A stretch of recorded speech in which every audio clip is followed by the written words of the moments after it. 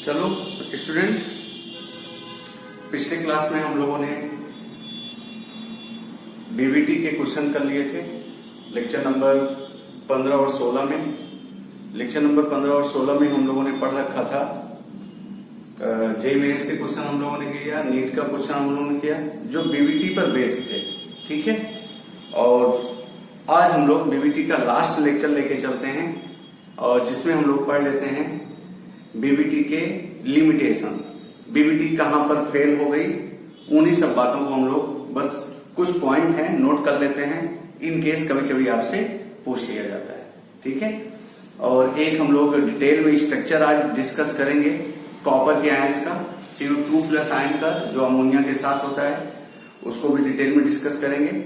तो आइए हम लोग देख लेते हैं कि वो कौन से पॉइंट्स थे जिसमें बीबीटी फेल हो गई, बैक टू पवेलियन चली गई।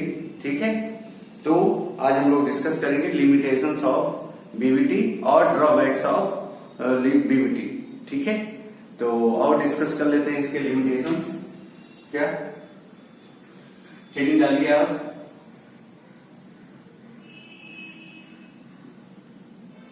Limitations of BBT. थोड़ा सा बड़ा बड़ा लिखने की कोशिश कर रहे हैं। Limitations of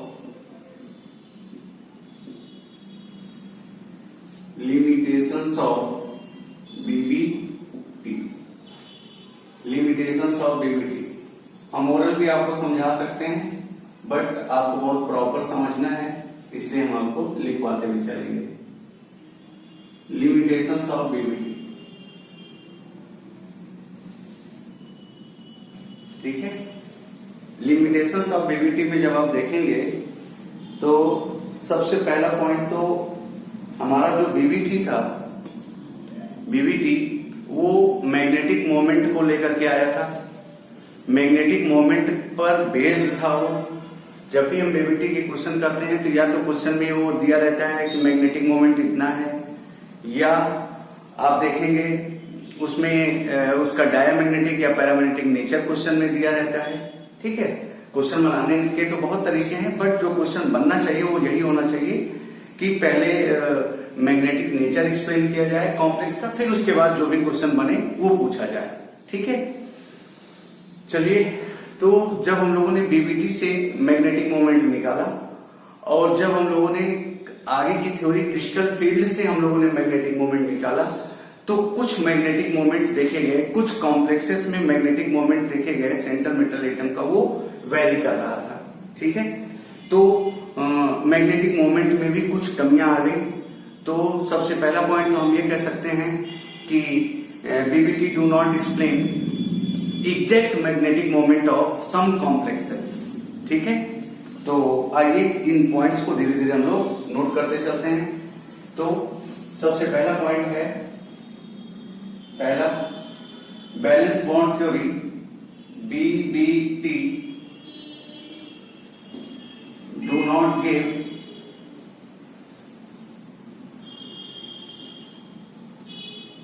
exact value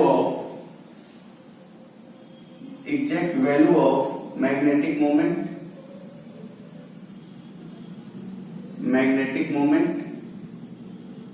of some complexes, exact value of magnetic moment of some complexes। ठीक है, चलो, तो ये बहुत आसान सा पॉइंट है, आपको एचडी नोट कर लेना है, देख लेना है और समझ लेना है। ठीक है, और ये सारी बातें आपको क्लियर होकर के मिलेंगी। अभी आपको और क्लियर हो जाएगा कैसा क्यों हुआ होगा। दूसरा पॉइंट क्या था?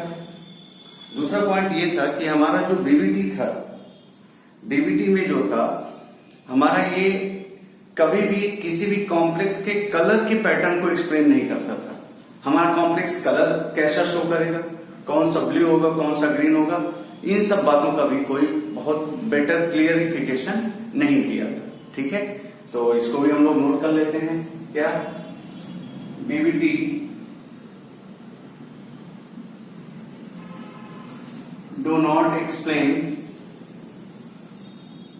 explain color of complexes. Color of complexes. Do not explain color of complexes. तीसरा पॉइंट हम कह सकते हैं जो सेंट्रल मेटल एटम होते हैं उन सब के इलेक्ट्रॉनिक स्पेक्ट्रा होते हैं, तो इलेक्ट्रॉनिक स्पेक्ट्रा को भी अच्छे से एक्सप्लेन नहीं कर पाया था। बीबीटी आप शॉर्ट फॉर्म में लिख सकते हैं, BBT do not explain colour spectra of complexes या कलर ऑफ कॉम्प्लेक्सेस कह सकते हैं, कलर स्पेक्ट्रा और electronic spectra of complexes, spectra of complexes. ठीक है, और फिर चौथे पॉइंट में बीबीटी ये भी नहीं समझा पाता है कि कौन सा कॉम्प्लेक्स इनर ऑर्बिटल कॉम्प्लेक्स बनाएगा, कौन सा आउटर ऑर्बिटल कॉम्प्लेक्स बनाएगा, या ये भी आप कह सकते हैं कौन स्ट्रॉन्ग फील्ड लिगेंड के साथ बॉन्डिंग करेगा, कौन वीक फील्ड लिगेंड के साथ, या लिगेंड का नेचर नहीं एक्सप्लेन कर पाया था। ठीक है, BBT do not explain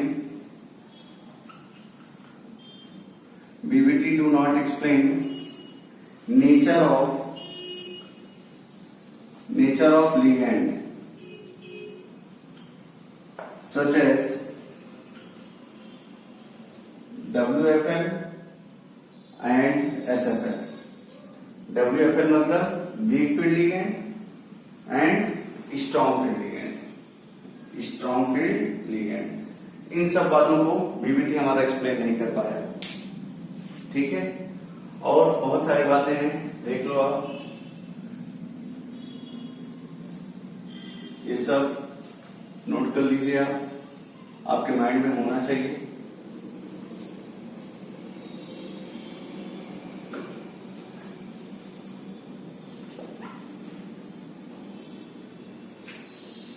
next है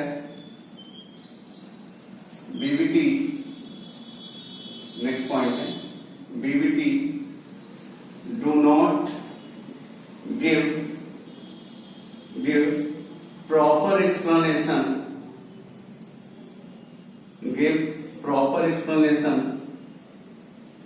about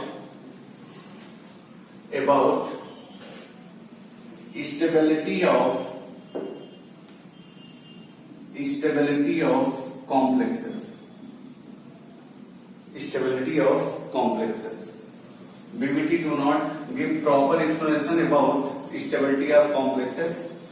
Now that is, do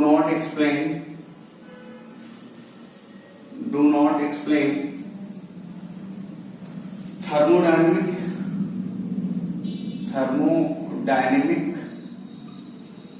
and kinetic stability।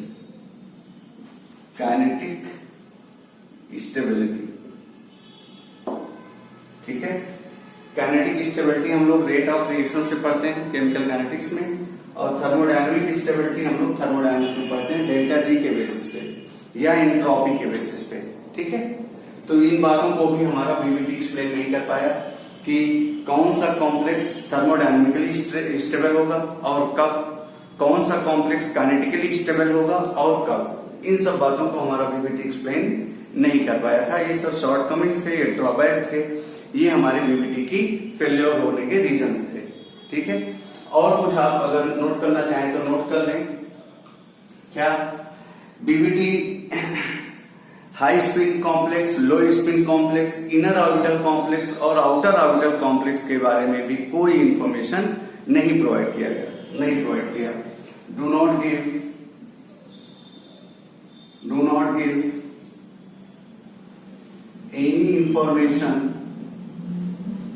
any information about nature of complexes complexes that is high spin complex और लो स्पिन कॉम्प्लेक्स।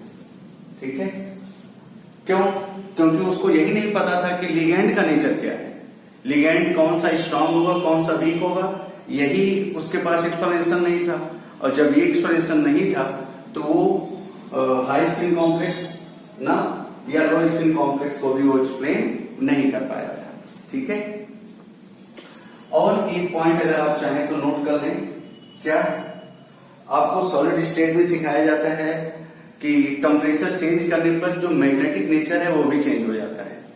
तो कुछ कॉम्प्लेक्सेस के मैग्नेटिक नेचर चेंज हो जाते हैं जब हम टेम्परेचर चेंज करते हैं। तो इस बात को भी हमारा बीबीटी एक्सप्लेन नहीं कर पाया था, तो उसको भी हम लोग नोट कर लेते हैं। Do not explain, do not give, do not explain behavior of complexes on increasing temperature, या do not explain effect of temperature, ऐसे लिख सकते हैं, effect of temperature on the behavior of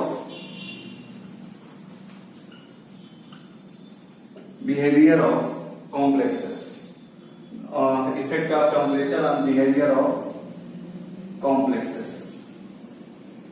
तो ये तो कुछ थ्योरेटिकल पॉइंट थे। अब एक पॉइंट और है जिसपे थोड़ा सा आपको अच्छे समझना पड़ेगा, जहां से क्वेश्चन आता है। ठीक है, तो उसको हम लोग कर लेते हैं। क्या लास्ट पॉइंट है बीबीटी का, ये सब पॉइंट है, इन्हीं पॉइंट को आगे पीछे आप किसी भी तरह से सीख सकते हैं। ठीक है, चलिए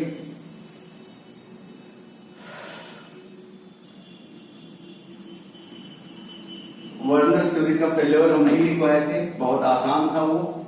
ठीक है, लेकिन बीबीटी में आपको लिखना पड़ता है, बीबीटी में आपको समझना पड़ता है बीबीटी कहां पर फेल हो गई।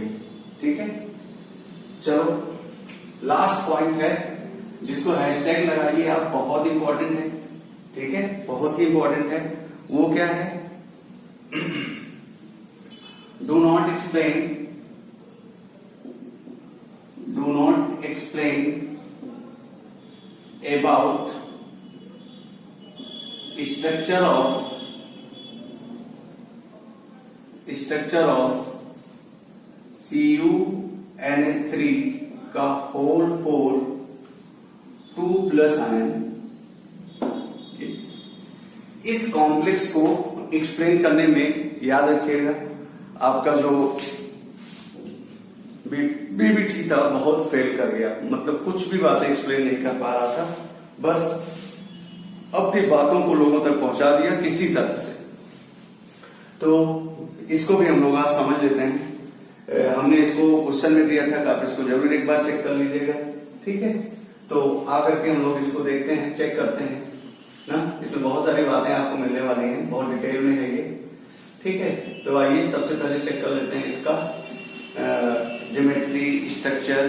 ठीक है, ये सब बातें कहां पर क्या ड्रॉबैक्स आए, क्या चेंजेज आए, उन्हीं को हम लोग देख लेते हैं। ठीक है, चलिए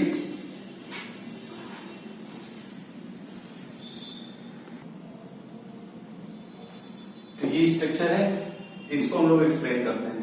चलिए सबसे पहले इसमें बताइए कॉपर का ऑक्सीडेशन स्टेट। तो ये न्यूट्रल लिगेंड है, तो Cu2+ आया, कॉपर पे ऑक्सीडेशन स्टेट कितना है? +2। ये हो गया आपका Cu2+। चलो इसका कॉन्फ़िगरेशन करो। कॉपर का एटॉमिक नंबर कितना है? 29। ठीक है, अगर कॉपर का एटॉमिक नंबर 29 है तो कॉन्फ़िगरेशन करो, दैट इज आप कहते थे 3d9, बड़ा सा लिखते हैं 3d9 और 4s, कॉपर है ना, सॉरी 3d10 और 4s1, 3d10 4s1। कितने इलेक्ट्रॉन निकालने हैं? 2। तो एक इलेक्ट्रॉन आउटर मोस्ट से गया और एक इलेक्ट्रॉन यहां से गया, तो ये हो गया कितना? 3d9। ठीक, 4s खाली होगा, 4p भी खाली होगा। चलो p में कितनी ऑर्बिटल्स हैं जरा बताएं आप? p में 5 ऑर्बिटल्स, 9 इलेक्ट्रॉन भरते हैं, 1 2 3 4 5। 6, 7, 8 और 9, ये 4s और ये 4p। चलिए अब देखिए, अब बीबीटी ने ये समझाया, बाय बीबीटी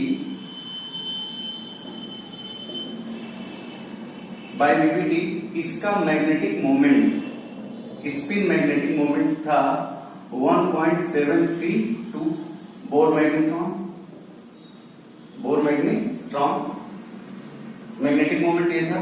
और ये कब आता है, हमने आपको बताया था, जो वाला तरीका हमने बताया आपको कि ये जो वैल्यू होती है यही देती है अनपेयर्ड इलेक्ट्रॉन। तो अनपेयर्ड इलेक्ट्रॉन कितना, अनपेयर्ड इलेक्ट्रॉन 1। अगर अनपेयर्ड इलेक्ट्रॉन 1 होगा तो मैग्नेटिक मोमेंट का फॉर्मूला जरा बताएं, n+2 होगा। 1 + 2 √3 होगा, 1 × √3, √3 की वैल्यू कितनी आती है 1.732 बोर मैग्नेट्रॉन। जब, और हमने आपको यह सिखा रखा है कि बीबीटी का बेसिक मोड क्या था, बेसिक एक्सप्लेनेशन क्या था, मैग्नेटिक मोमेंट के बेसिस पे था।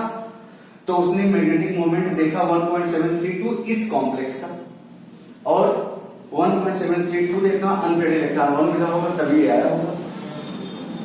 और अगर ऐसा हमको दिख रहा है तो हम कह सकते हैं कि ये एक ऑर्बिटल, ये 3 ऑर्बिटल, ये जरा देखिए, ये तो भाई अनपेयर्ड इलेक्ट्रॉन के रूप में आ गया, ये कॉम्प्लेक्स बन गया। अब हमको कितने हाइब्रिड ऑर्बिटल की जरूरत है 4, तो ये और ये हाइब्रिडाइज हो जाएंगे, और हाइब्रिडाइज हो जाएंगे, ये देखो ये हाइब्रिडाइज हो गए। यस का एक ऑर्बिटल, पी के 3 ऑर्बिटल क्या बना लिया, sp3 हाइब्रिड ऑर्बिटल बना, that is sp3 hybridization, sp3 hybridization आया। और अगर sp3 हाइब्रिडाइजेशन आया तो स्ट्रक्चर या ज्योमेट्री क्या हो गई, टेट्राहेड्रल। ठीक है, बीबीटी ने ये समझाया, ध्यान से सुनना। बीबीटी के अकॉर्डिंग क्या हुआ, बीबीटी के अकॉर्डिंग ये हुआ कि मैग्नेटिक मोमेंट इतना आता है, और अगर मैग्नेटिक मोमेंट इतना आएगा तो ये स्ट्रक्चर होगा, sp3 हाइब्रिडाइजेशन के साथ टेट्राहेड्रल ज्योमेट्री इसकी होगी, इसकी ज्योमेट्री टेट्राहेड्रल होगी।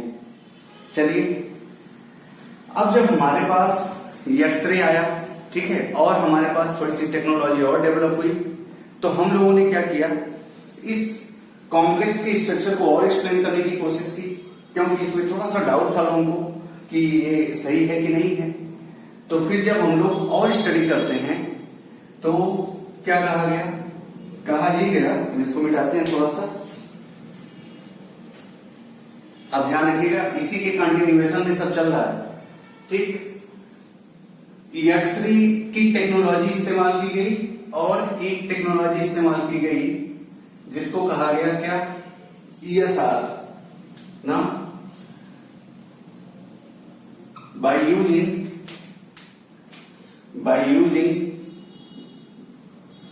X ray and ESR, by using x-ray and ESR, electronic spin of resonance, spectroscopy आप कह सकते हैं, इलेक्ट्रॉनिक स्पिन रेजोनेंस स्पेक्ट्रोस्कोपी बोला जाता है, स्पेक्ट्रोस्कोपी, ये electronic spin resonance spectroscopy. X-ray और ESR की टेक्निक से हम लोगों ने ये देखा कि ये जो टेट्राहेड्रल है, ये टेट्राहेड्रल ज्योमेट्री दिखाई नहीं दे रही है, ये टेट्राहेड्रल ज्योमेट्री हो ही नहीं सकती, ऐसा ये टेक्निक्स बता रही थी। तो ऑब्वियसली क्या, ये तो एक थ्योरेटिकल ऑब्जर्वेशन था मैग्नेटिक मोमेंट को लेकर के आपके बीबीटी का, और जब ये बातें आई, जब नई टेक्निक डेवलप हो गई, तो हम लोगों ने कहा कि ये तो टेट्राहेड्रल होता ही नहीं है, ये होता क्या है, ये टेट्राहेड्रल ना होकर के, एक्सप्लेनेशन समझना, ये होता है square planar,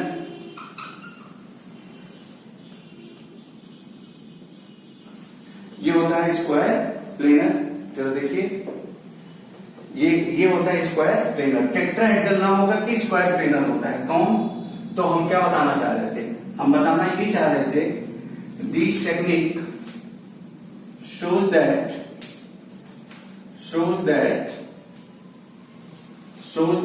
complex is square planar,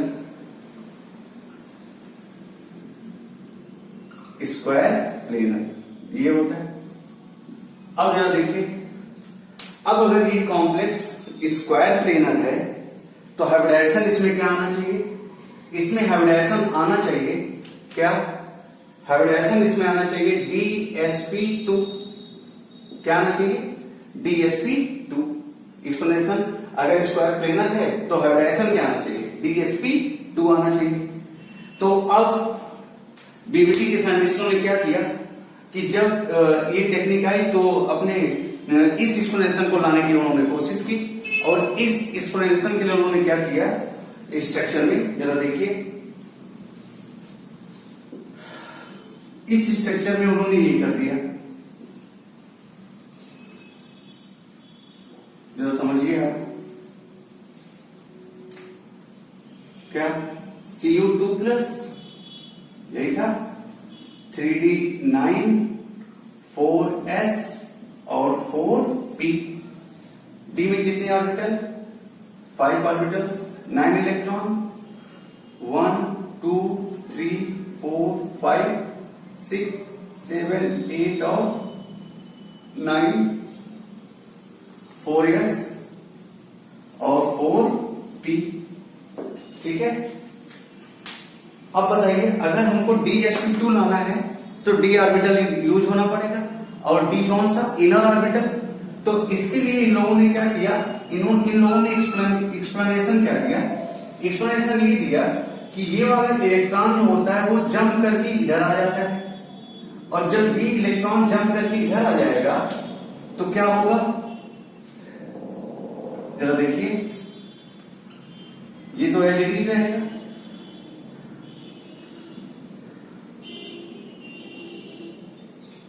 five orbital, 1 2 3 4 5, कितने इलेक्ट्रॉन भरो?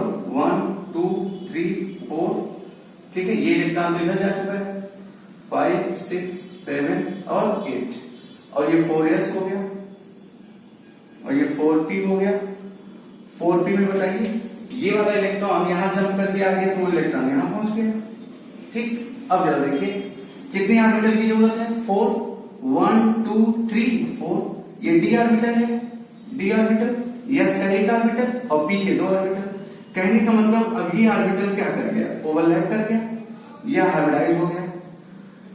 ये देखो, अच्छा ये 3d है, ये 4s है, ये 4p है, मतलब इलेक्ट्रॉन यहां से यहां हो गया, यहां से यहां पहुंच गया, हायर एनर्जी में चला गया।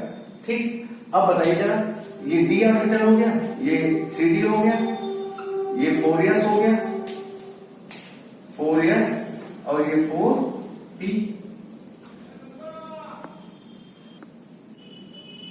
चलिए, तो ये देखिए 4s 4p और ये 3d। अब देखिए, d का एक ऑर्बिटल, s का एक ऑर्बिटल, p के 2 ऑर्बिटल, मतलब क्या? DsP2 हाइब्रिडाइजेशन हो गया, तो स्क्वायर प्लेनर ज्योमेट्रिक हो गई, और अभी भी अनपेयर्ड इलेक्ट्रॉन 1 है। ठीक है, तो इस तरह से बीबीटी ने समझा दिया। बीबीटी ने क्या कहा? बीबीटी ने कहा कि ठीक है, अगर स्क्वायर प्लेनर ज्योमेट्री होती है इस कॉम्प्लेक्स की, तो उसका ये वाला इलेक्ट्रॉन जंप करके 4p में आ जाता होगा, और जिसके कारण 3d का एक d ऑर्बिटल और 4s ऑर्बिटल, 4p के 2 ऑर्बिटल आपस में हाइब्रिडाइज होकर के DsP2 बनाते होंगे। ऐसा बीबीटी ने एक्सप्लेन कर दिया। ठीक है, एक जुगाड़ू तरीका ही तो था कि आपकी बातें जब कट गई तो आपने उसको दूसरे पॉइंट ऑफ व्यू से आपने एक्सप्लेन कर दिया।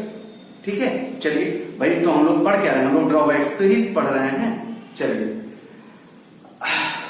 अब हम आपसे एक ओपन बात करें कि अगर मान लीजिए आप जेई मेंस का पेपर दे रहे हैं, नीट का पेपर दे रहे हैं, और आपके यहां ऑप्शन ये आता है, तो आप इसको टिक कीजिएगा, इसी को टिक कीजिएगा। अब थोड़ा सा हम आपको एडवांस लेवल में ले चलते हैं, क्योंकि कभी कभी क्वेश्चन आपके कभी कभी आपके क्वेश्चन में ये ऑप्शन नहीं रहेगा, कोई दूसरा ऑप्शन रहेगा, तो उसको भी समझना आपको जरूरी है। मे भी वही ऑप्शन दिखे और वही सही ऑप्शन माना जाए और वही ऑप्शन है भी सही, तो हम थोड़ा सा और आगे आपको ले चल रहे हैं। अब देखिए, जब ये सिचुएशन बनी कॉम्प्लेक्स की, तो साइंटिस्टों ने ये पूछा, लोगों ने ये पूछा कि जब आपका इलेक्ट्रॉन एक्साइटेड स्टेट में आ गया, मतलब हायर एनर्जी लेवल पे आ गया, ठीक है भाई, ये 3D में था, अब ये 4p में आ गया, मतलब थर्ड सेल से कहां पे आ गया, फोर्थ सेल में, न्यूक्लियस से क्या हो गया, दूर हो गया। और जब न्यूक्लियस से दूर हो गया तो हम उस इलेक्ट्रॉन को आसानी से रिमूव कर सकते हैं, ऐसा लोगों ने पूछा। उसके लिए क्या कहते हैं लोग, अगेन हम लोग चल रहे हैं, देखिए जरा, बहुत डिटेल में ये टॉपिक है, इसलिए हमने लास्ट में इसको लिया। अगेन क्या, अगर ये कॉम्प्लेक्स है, ये कॉम्प्लेक्स वही है, CuNH3 का होल 4 2+, इसका इलेक्ट्रॉन अगर एक्साइटेड स्टेट में गया तो ये कॉम्प्लेक्स क्या बनेगा जरा बताइए। तो लोगों ने कहा कि हम इसके इलेक्ट्रॉन को निकाल सकते हैं अगर वो इस सिचुएशन में है, तो क्या बनने वाला है, CuNH3 होल 4 और 3++1 इलेक्ट्रॉन, ये मतलब एक इलेक्ट्रॉन आप इसका निकाल सकते हैं, कौन सा, ये वाला, कैन बी इजिली रिमूव, इस इलेक्ट्रॉन को हम लोग आसानी से निकाल सकते हैं। और अगर लॉस ऑफ इलेक्ट्रॉन हो रहा है तो प्रोसेस क्या होती है बताइए, ऑक्सीडेशन, और जिसका ऑक्सीडेशन होता है वो रिड्यूसिंग एजेंट का काम करता है, तो ये रिड्यूसिंग एजेंट हुआ, ये क्या हुआ, रिड्यूसिंग एजेंट हुआ, ठीक है। अच्छा, यहां पर कॉपर का ऑक्सीडेशन स्टेट बताओ, oxidation state of copper, oxidation state of copper क्या मिलेगा, 3+ मिलेगा कि नहीं, +3 मिलेगा।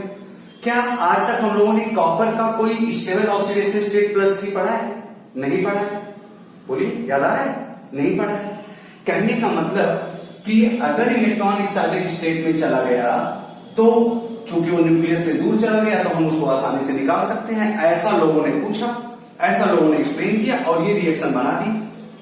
अच्छा, ये क्यों ऐसा बना दिया, क्योंकि एक दो कॉम्प्लेक्स ऐसे हैं जिनके साथ ये बातें फुलफिल हो रही थी, ये बातें एकदम एप्लीकेबल थी। बीबीटी में वो ड्रॉबैक है वो हम आपको एक्सप्लेन नहीं कर रहे हैं, जो मेन आपके यहां पूछा जाता है वो हम आपको एक्सप्लेन कर रहे हैं।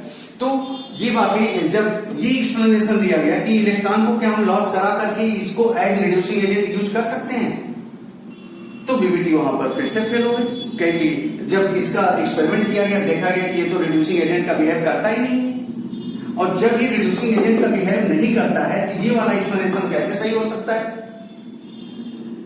इस बात को लेकर के फिर से बीबीटी में हाहाकार मचा, फिर से साइंटिस्टों ने अपनी स्टडी फिर से थ्योरी को फिर से एनालाइज किया, लेकिन चूंकि बीबीटी के ड्रॉबैक्स बढ़ रहे हैं तो यही सब ड्रॉबैक्स थे। अब इस बात को कि अगर ये आयन रिड्यूसिंग एजेंट का काम नहीं कर रहा है तो उसमें क्यों ऐसा नहीं कर रहा है, क्यों ऐसा नहीं कर रहा है, रिड्यूसिंग एजेंट का नेचर क्यों नहीं शो कर रहा है, या हमारा कॉपर 3+ के फॉर्म में क्यों बहुत स्टेबल फॉर्म में एग्जिस्ट नहीं करता है। तो एक और साइंटिस्ट आते हैं, उन्होंने अपनी स्टडी की, ह्यूगिन्स साहब, और उन्होंने इसके नए स्ट्रक्चर को एक्सप्लेन किया। नए स्ट्रक्चर मीन्स नए एक्सप्लेनेशन को लाया, और वो क्या है जरा उसको हम लोग देख लेते हैं। जिसका बहुत प्रॉपर आंसर है उसी को आपको लास्ट में समझना चाहिए, उसी को सही आंसर मानना चाहिए। तो अगेन हम लोग इसी स्ट्रक्चर को एक्सप्लेन करते हैं। ह्यूगिन्स साहब ने क्या कहा, ह्यूगिन्स साहब ने कहा कि अगर इलेक्ट्रॉन यहां पे है तो इसको ऑब्वियसली बाहर निकल जाना चाहिए, लेकिन ऐसा होता नहीं है। तो इसके लिए उन्होंने क्या किया, इसके लिए उन्होंने ये कहा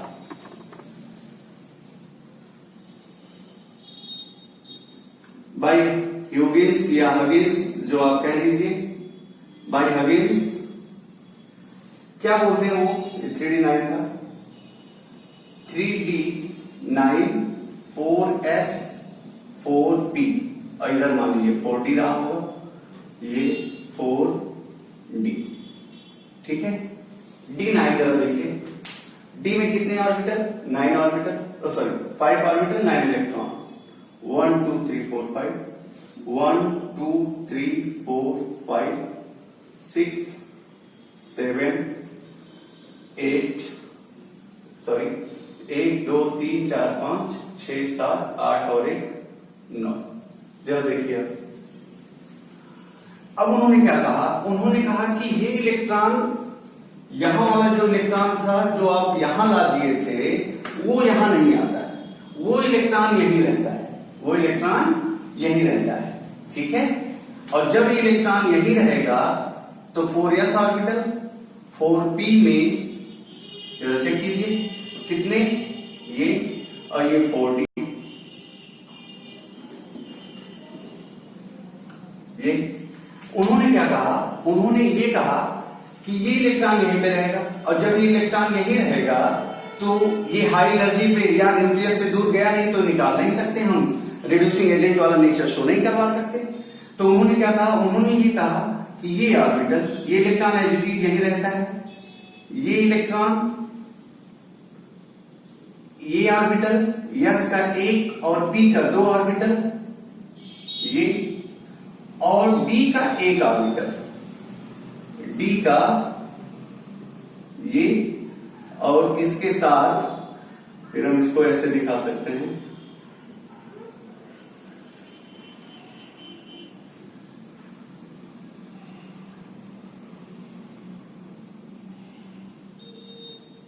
देखिएगा ये वाला हम मेंशन नहीं कर रहे, ये वाला ऑर्बिटल हम लिख दे रहे हैं, ये वाला देखो ये 1 s का 2 p का, ये वाला अनहाइब्रिडाइज्ड था, अनहाइब्रिडाइज्ड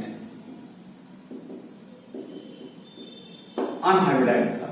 तो s का 1 p का 2 और इस d का 4d का ये वाला, तो क्या बना जरा देखो, ये अनहाइब्रिडाइज्ड है, मतलब ये ऑर्बिटल हाइब्रिडाइजेशन में इन्वॉल्व नहीं हुआ, ये खाली रह गया। तो sp2d, sp2d,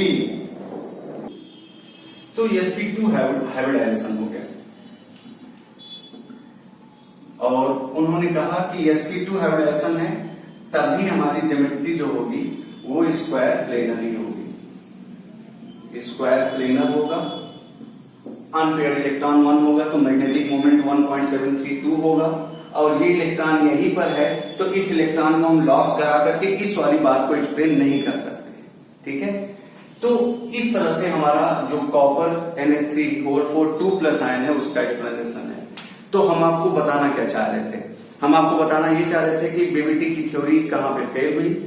तो अब हम आपसे क्लियर बात करें, अगर मान लीजिए ऑप्शन में sp2d हाइब्रिडाइजेशन आ जाता है तो आप इसको टिक करेंगे, और अगर sp2d हाइब्रिडाइजेशन नहीं आता है तो आप dsp2 स्क्वायर प्लेनर टिक करेंगे। तो अब याद रख लीजिएगा, Cu2 प्लस NH3 2 आयन के साथ, CuNH3 होल 4 2 आयन के साथ उसका शेप क्या होता है, स्क्वायर प्लेनर, और उसका हाइब्रिडाइजेशन क्या बोलेंगे आप, जल्दी से बोलिए, sp2d, ना कि dsp2। अच्छा, sp2d ऑप्शन में नहीं है तब क्या बोलेंगे, dsp2। टेट्राहेड्रल या sp3 तो कभी नहीं बोलेंगे, ठीक है। तो ये हमारे बीवीटी की लिमिटेशन हो गई, और हमको आई होप कि आपको समझ में आ रहा होगा कि बीवीटी हम लोगों ने आज एंड कर लिया है। और इसके आगे जब हम लोगों के लेक्चर्स आने हैं तो उसमें हम लोग CFT डिस्कस करेंगे, और CFT भी डिटेल में चलेगा, हम उसके लेक्चर्स लेके आएंगे, ठीक है। और जब लेक्चर्स उसके खत्म हो जाएंगे तो उसके पीछे हम लोग क्वेश्चन करेंगे, जैसे यहाँ पे हम लोगों ने BBT1, BBT2, BBT3 हम लोगों ने पढ़ा।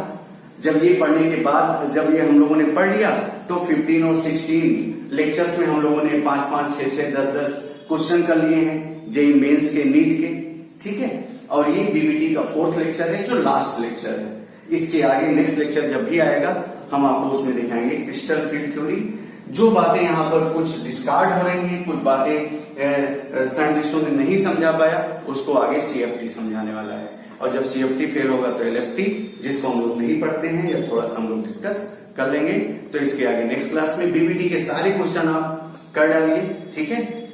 Thank you.